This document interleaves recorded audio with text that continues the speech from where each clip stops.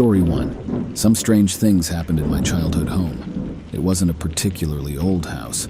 It was built in the mid-'80s, and as far as I know, no one had died there by the time these things started to happen. Nonetheless, it was in a very old part of town, in a part where very dark things happened in the times when Spain governed over our country. Just 1 block away from my house, there once was a former lake that dried and was filled a long time ago, where the colonial authorities threw the bodies of a group of Senegalese slaves that were executed for trying to return to their homes. I don't know if any of you believe in the spiritual sense of the word energies, but I certainly do. And I believe this is a good explanation of the things that happened in my house. Sometime before I was born, my parents were having dinner with my brother and older cousins, who at the time were living in our house because they were in a university in our city. All were having a good time making chatter during dinner, when suddenly they all heard the same thing, the strident cry of a baby coming from my brother's bedroom. My mom recalls that it was loud and short, just one single cry that got everyone out of the loop, and as soon as it appeared, the sound was away. The weird thing is, there was no baby living in our neighborhood at the time. Our neighborhood consisted of 12 semi-detached houses, so it's not a far shot to theorize that it could have been a baby that stayed the night in one of our neighbors' houses, but the walls were very well insulated. Also, everyone remembers that the cry wasn't muffled. It clearly sounded as if it was inside of our house. Old TVs tended to turn off by themselves. Also, things used to get lost pretty often, and then they reappeared in the most obvious of places, usually in the places we had searched previously to the point of exhaustion. My brother blamed the gnomes. A more shocking experience happened to me when I was about 7 or 9 years old. My brother threw a party in our house with a couple of friends from university. I was on our old family computer, probably playing RuneScape, in the same room where the party was going on, and then I heard a woman screaming. It was a friend of my brother's former girlfriend. For anonymity's sake, let's call her Carla. She stood below the arch that leads to the living room, just in front of the stairs, staring with horror and yelling at an empty space on the wall. She began to cry, and Carla tried to calm her down, but it was in vain. She insisted on leaving. Whatever she saw had disturbed her deeply. My brother says that, once she was more calm, she claimed that she saw a man standing on the stairs, staring at her with wrath. It was wearing a long trench coat and a cowboy hat, and everyone seemed to ignore his presence. Everyone but her. The thing that scared the F out of her were his eyes. She claimed that she sensed some kind of ineffable anger in his gaze, and then she was too scared to be in that house. Understandably, she never came back to our house. But there is one thing, one particular encounter I remember the most, as it is the most unbelievable, unexplainable, illogical and baffling, not just of these stories I have told you, but of my entire life. One night not so distant from the other story, my mom wasn't at home for reasons I don't remember anymore, and my brother had just left for a party at Carla's house. I remember him wearing a black trench coat and a brown leather hat. And so, my dad and I were home alone for the night.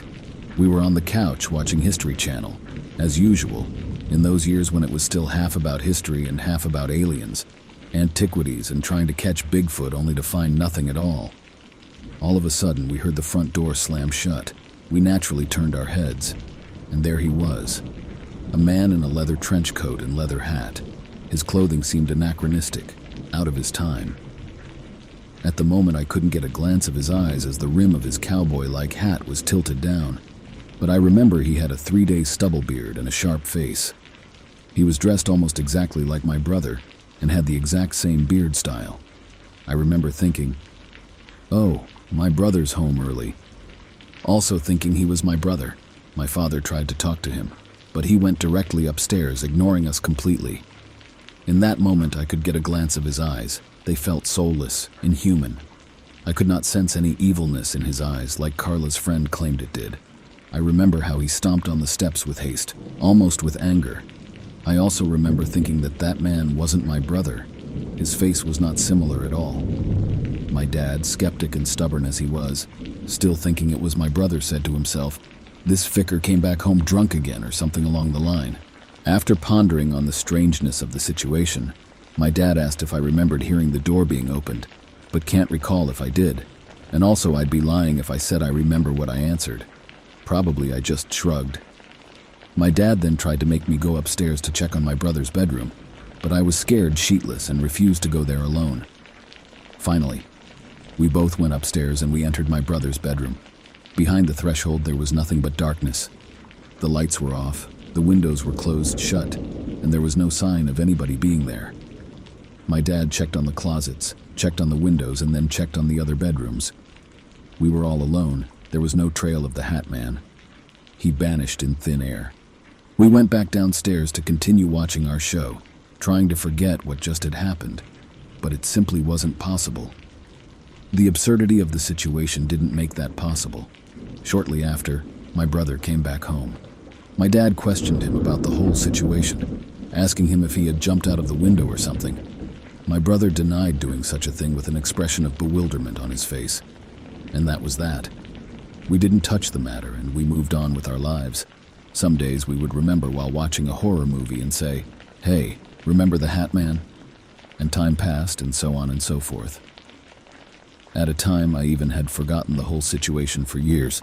And then, it simply went back to my head. I remembered the Hat Man just out of the blue. According to Chilean rural folklore, the Hat Man is the angel of death. To some others, he is the devil, and his presence is nothing but the promise of loss and misfortune.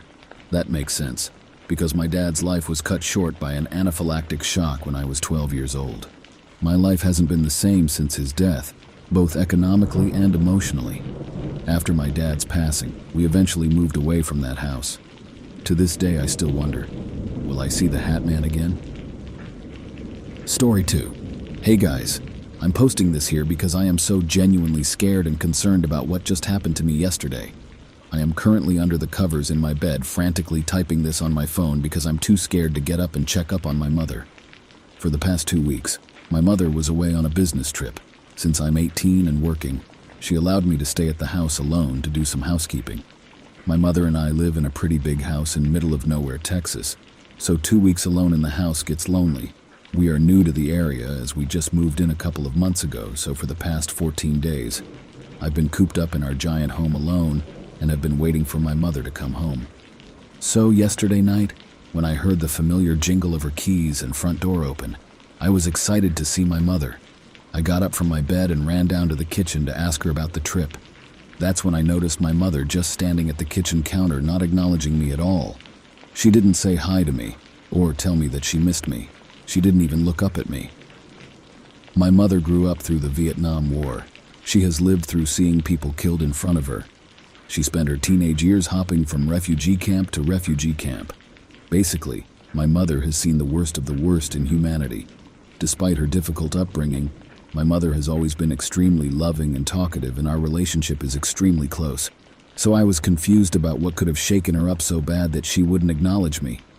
She simply returned home, placed her bags on the kitchen floor, and headed straight to her bedroom. I didn't want to pry my mother about what happened on the trip, so I headed back to my room without a word to give her time to herself. I was going to ask her about it the next day. This morning I woke up to a FaceTime from my mom. This was strange since my mother is the type of person to come upstairs to wish me a good morning. I answered regardless, and that's when my heart dropped. My mother was still at the airport. She said something along the lines of, "Sorry baby, I'm running a bit late since my flight is delayed. I will be home by dinner." If my mom was still at the airport, then who the hell came home last night? I just stared at my mom over the FaceTime for a while until I finally answered back, "Mama, if you are still at the airport, then who came home last night?" My mom's face dropped and she told me to hang up the call and hide under the covers. She sounded genuinely frightened, and I have never seen my mother like that for the past 18 years she has raised me. That obviously scared the shit out of me, so I did as she said and hung up immediately. After I hung up, my mother texted me, "If whoever is in the house asks you to leave your room, do not listen to them. Stay in your room, I'm calling your uncle."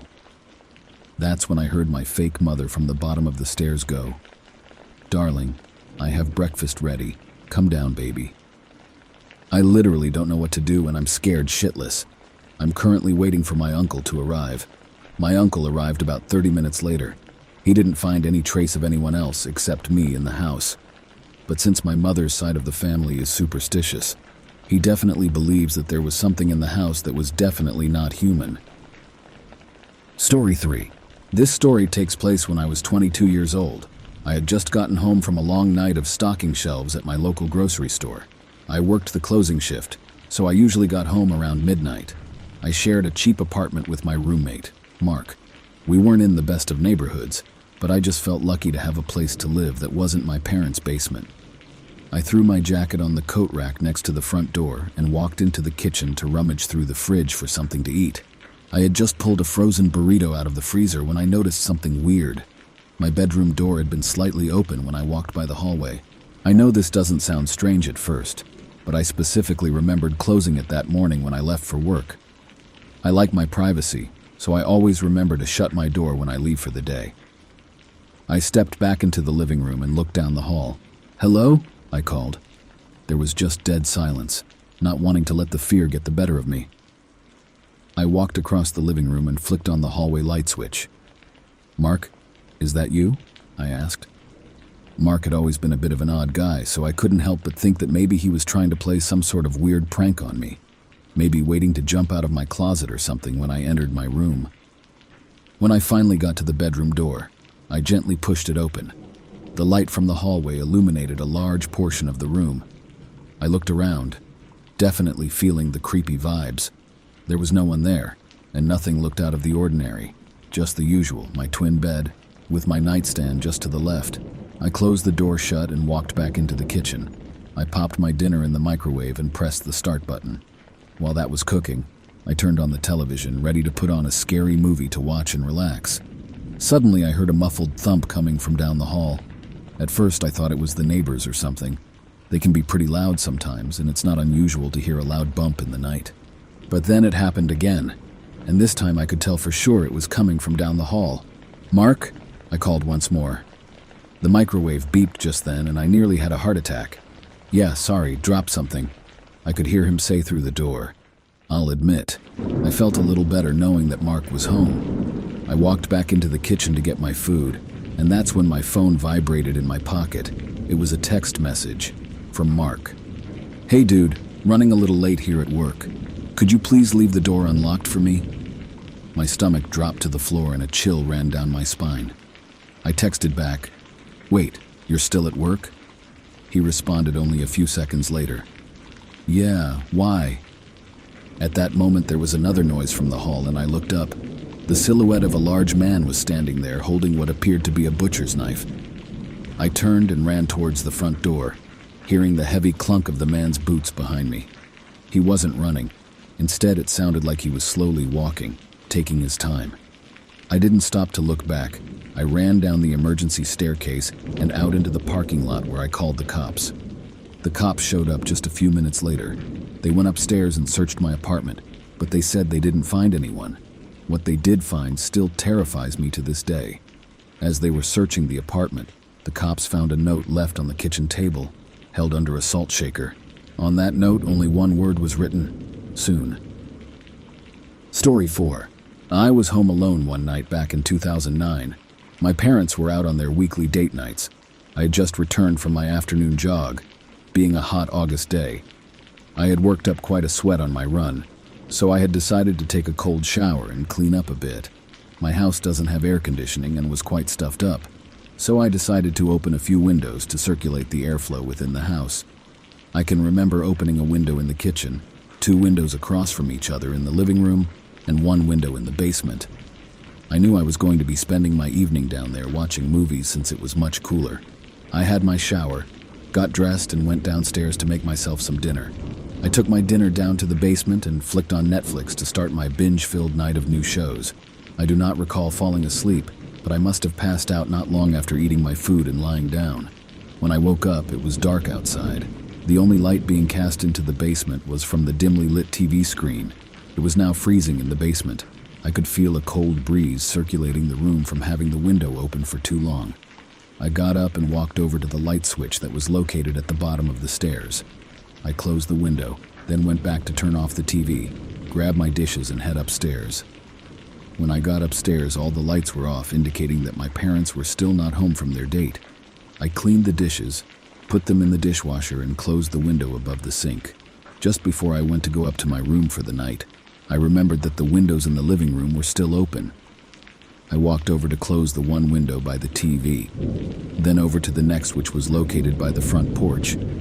I noticed that my mom's vase with fake flowers was knocked off the table in front of the window, and the flowers were sprawled out across the floor. I didn't think much of it at the time. Maybe there was a strong breeze and the curtains had tipped it over. I closed the window and started picking up the flowers. As I was cleaning, I heard a faint squeaky sound. What I could only imagine was a door handle being twisted. I listened as hard as possible. Following the squeak of the handle was a creak in the hallway floor upstairs. A pain shot from my stomach to my chest and I froze. What seemed like an eternity of being bent over with my one hand holding the vase and the other clutching the flowers. I slowly stood up. I looked out the front window to check the driveway for my parents' car, hoping it was one of them upstairs. The driveway was empty. My heart sank. I quickly, but quietly, put the vase and flowers down on the table and silently began walking over to the bottom of the stairs to look up.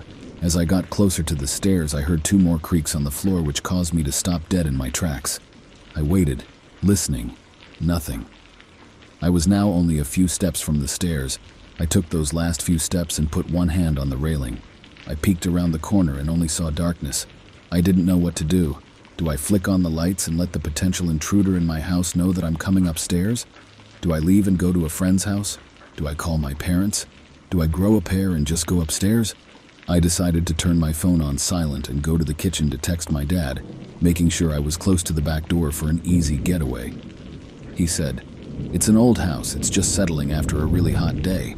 I told him about the sound of the door handle twisting. He just assumed there was an open window upstairs and the wind was knocking a door against the frame. Was that it? Could it just be a window that was left open? I felt a huge chunk of my anxiety start to fade after talking with my dad. So I decided to grab a glass of water and head on up the bed. I flicked on the lights for the stairs and started making my way up. But slowly, a tiny knot in my stomach from before. I got to the top of the stairs and noticed that all of the doors were wide open, except for mine. My parents' room and spare bedroom were on the left, and the den and my room were on the right, with the bathroom at the end of the hallway. Though, as my dad had predicted, my door was cracked just enough that a breeze could be making it hit the frame. It being as hot as it was today, it wasn't unusual for my mom to open all the doors and windows upstairs. I exhaled a sigh of relief, now fully confident that my dad was right. I turned on the lights to my room, did a quick look around and walked over to my nightstand to put my water beside my laptop, then went off to the bathroom to get ready for bed. As I lay in bed trying to get sleepy, I was watching my favorite reruns of Seinfeld on my laptop. Then, out of nowhere, I heard a sound of something slowly scraping my closet door. I quickly flicked on the light beside my bed. My closet door was cracked open ever so slightly. Questions started racing through my head. Was it open the whole time? Was it closed when I came in? I was positive that it was closed when I came in. Before I even had time to rationalize my thoughts, I heard the most disturbing, creepy, quiet, sinister laugh I've ever heard in my life. No horror movie could ever replicate the sound I just heard. As soon as I slid my laptop off my legs, the closet door burst open and someone was standing in the closet. My clothes were partially covering their body and face. I looked closer, and there was the most sickly, palest, dirtiest woman I have ever seen. For the split second that I saw her in horror, the image was burned into my brain forever. She had no shoes on her disgusting, dirt-stained feet. Her skin was sickeningly white with cuts and dried blood from her face, down her arms, all the way to her legs. She was wearing what I assume used to be a white nightgown, was now a discolored mess of dirt, blood, and who knows what else. Her gray, blue-veined, sunken-in face closely resembled a decaying skeleton. The rest of her face was hidden by my clothes. She asked in a quiet, grumbling, raspy voice, "Have you seen my baby?" That was enough for me to grab my phone and run. As soon as I was halfway out my bedroom door, I heard her shriek, "Give me back my baby!" and clothes hangers thrashing around behind me. I ran as fast as I could to the upstairs bathroom and locked the door. It was only a second later that I heard a huge crash against the door, along with the woman screaming in a devilish tone demanding I return her baby to her. I called 911, and the operator assured me the police would be there as fast as they could. I jammed my feet against the door and held my back against the sink, trying my hardest to make sure the door stayed closed. The woman would not let up, though. Her shrieks turned into low, Demon-like grunts and her banging on the door turned into heavy bodily blows. With what seemed like an eternity, I heard a heavenly sound. I heard the police call out that they were entering the residence. I yelled at the top of my lungs that I was upstairs. All I could hear next was a mixed commotion of the officers yelling and the woman growling. The officers ended up pepper spraying the woman, and it took 3 of them to be able to force her to the ground. She was yelling in a possessed-like state the entire time. I did not come out of the bathroom until the cops assured me she was out of the house. The cops told me she was likely on drugs or an escaped mental patient from the next county over. I tried telling them that she sounded like she was possessed or something, but they chalked it up to the woman just needing her medication. My parents arrived home shortly after I gave my statements to the police. We moved out of that house a month later. That was one night I was home alone that sadly I will never forget.